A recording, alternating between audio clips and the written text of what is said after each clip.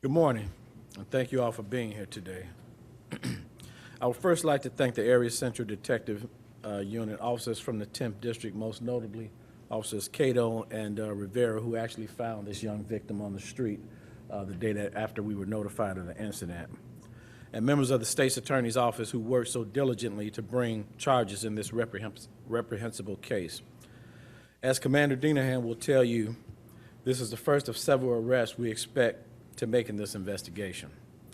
I would also like to acknowledge the courage of the young victim who has been affected by this traumatic incident in ways that none of us can ever imagine or understand. As a father of young women myself, I am so inspired by her strength, and while I know the emotional wounds caused by this savagery will take long to heal, I'm hopeful that her story can be an inspiration to so many other young women who are victimized by bullying and sexual assault.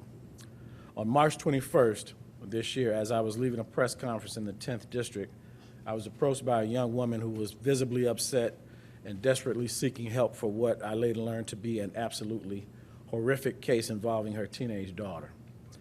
The woman told me that her daughter had been missing for more than 24 hours, and she showed me snapshots of a video which depicted her daughter being sexually assaulted live on the internet. Some of you were there that day during this encounter, and as you can remember, not only was she upset, I was visibly upset from what I saw. No woman should ever be treated the way this young woman was. I escorted the mother into the 10th District and contacted Chief of Detectives Melissa Staples to instruct Commander Dinahan and his team to respond immediately to the district and begin their missing person and criminal sexual assault investigation. Due to the graphic content that I observed, I don't want to go into the detail of what was on the video, but I want to tell you the young men responsible, they should be ashamed of themselves. They've humiliated themselves, humiliated their families, and now they're going to be held accountable for what they did. Because of the sensitivity of the offense and the fact that many of our offenders are juveniles, we can't get into many of the details, but I'll now bring up Chief Melissa Staples to go further into it. Morning. Area detectives have worked around the clock on this investigation for the last 13 days. Detectives continue to work diligently, and this investigation is ongoing. I would like to personally thank Detective Pamela Childs, who is here today, and her partner Joe Struck, who could not be present. We're all standing here today because of their diligence and tenacity in this ongoing investigation, and we are extremely proud of their efforts that led to the arrest in this investigation. I would like to introduce Commander Brendan Dinahan of the Area Central Detective Division, who will answer any questions you have regarding this investigation.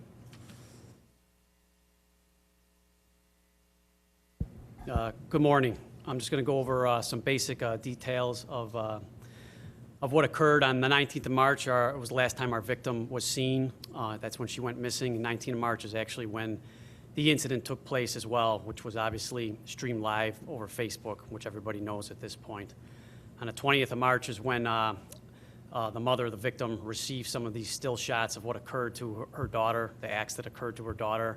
And it's when she reported her missing, and at which point is when she had this kind of happenstance meeting where the superintendent happened to be at the 10th District for something different, but ran into the mother. Superintendent immediately contacted the detective division, and obviously detectives were assigned. Several detectives working alongside with all the 10th District officers for the past 11 days have worked this case. The detectives, the victim was located the following day by the 10th District officers who were working around the clock looking for her. She's immediately brought in. She obviously has to go to the hospital. She's extremely traumatized, from this event, obviously. And then on top of what occurred to her, the horrific acts, then on top of that, moving forward, there's a bunch of social media, I'm going to call it bullying, that occurs where people are really making fun of the victim and just a lot of off-color comments about what occurred. And now this is causing a lot more trauma to this victim than she's already suffered from just the facts of the case that took place. So detectives working with the state's attorneys did several interviews with this victim, but she's having a very, very difficult time even talking about it.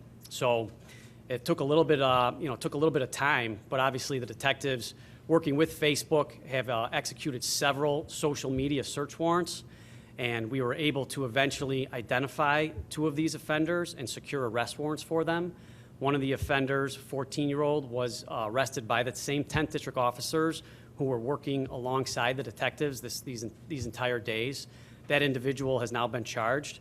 There's a second juvenile warrant that is out there, and we expect that individual to be arrested soon. And then additionally, we still have several other offenders that we need to specifically identify and arrest as well.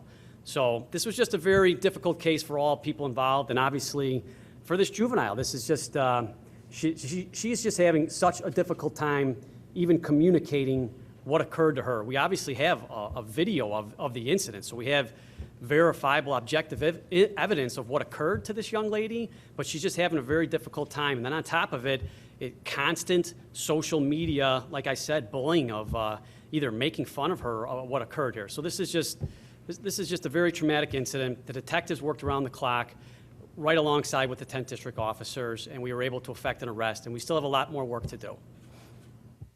Yes?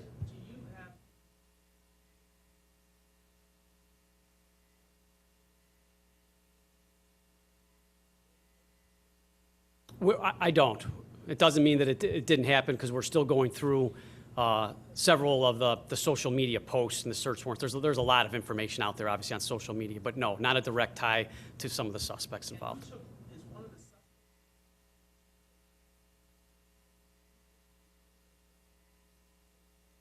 There's several videos, and there's a suspect who I would say is obviously not giving identification, but yeah, who took the video, and there's other videos as well. So there's a lot of social media content, but yes, there's an individual who took the specific video that needs to be charged.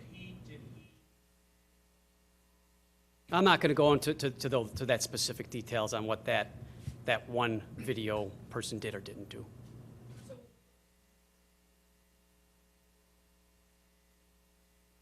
Okay.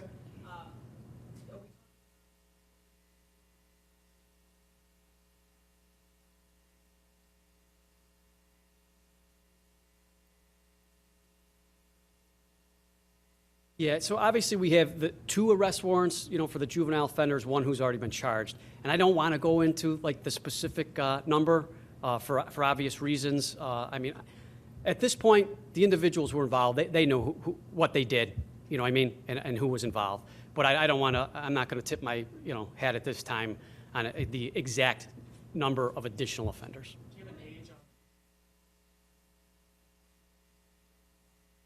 He's a juvenile. The arrest warrant was for a 15-year-old.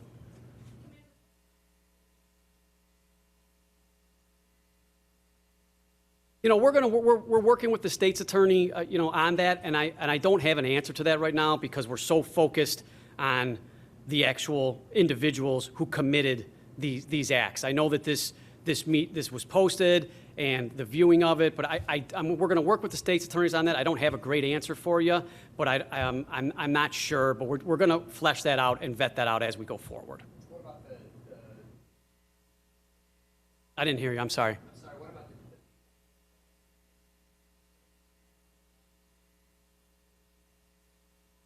At this time, there isn't, because there's no specific criminal acts that were committed. There wasn't specific threats made. But we're also looking at that, and we're going to go through everything and actually, and obviously same thing. We're going to vet all that out to see if there is a specific possible charge for it. But right now, there is not a specific threat made to this victim or her family. Nothing that could be anybody could be charged with at this time.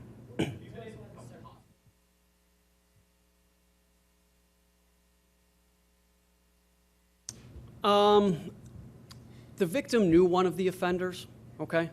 And so I don't want to go too much in detail, but I'm going to say she was lured to the residence, okay? And then from there, she was not allowed to leave, and she didn't consent to what occurred.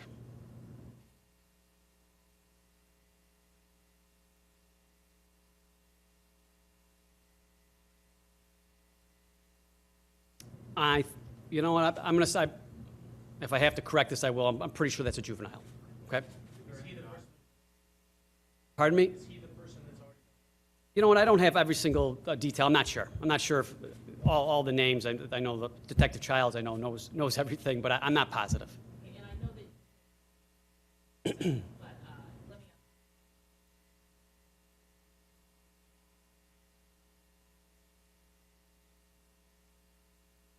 Yes. No.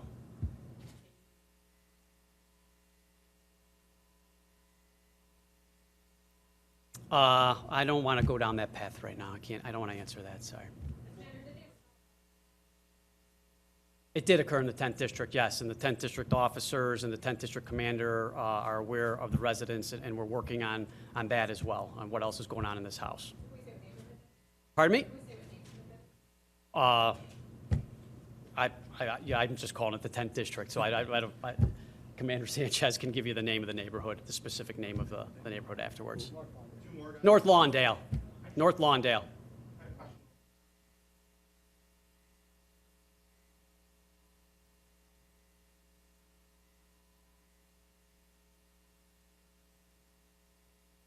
Well, that's something that we're doing now, okay? We have a very good idea of who these individuals are, but like I said, working with this victim at this time is very, very slow, and she doesn't want to talk about what occurred for obvious reasons. It's very difficult, and she's traumatized. This is, I mean, she's gonna need help for a long time after this. So we're gonna move forward. And obviously, when we have enough probable cause to actually affect the arrest is when we will do so. Okay? Talk about.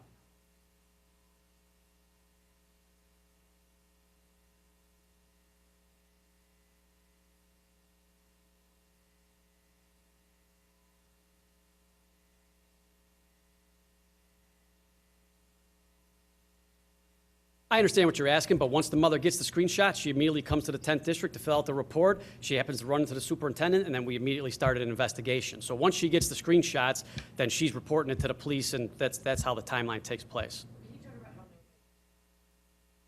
Who's nobody? Okay. Okay. Listen, you know, we've seen a couple of acts in this city now in the last few months involving social media, and it just disgusts me that people would look at those videos and not pick up the phone and dial 911.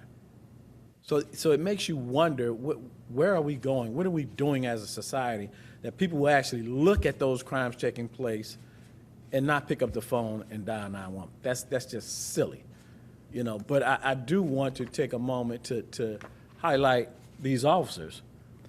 These are patrol officers of the 10th District. They stayed with this case from start to finish. They didn't have to do that. They're not the detective division, but it touched them so much that they stayed with that case. They not only found this young lady, but they also arrested the individual that's in custody. So, you know, when people say CPD doesn't care, we do. This is the best that we have. This is the best of the best. You know, we're here to protect and serve this city. Are we perfect? No. Do we make mistakes? Yes. But we're moving in the direction that we want to. And I just wanted everybody to know that the police are here to do their jobs. And it goes without saying, and it goes unnoticed a lot by the public and by the media of the excellent work that these officers do. Because these officers, the patrolmen, didn't have to do that. Their job was done. But they stayed with the case because of their dedication to this city. So I just wanted to highlight that, okay? Thank you all.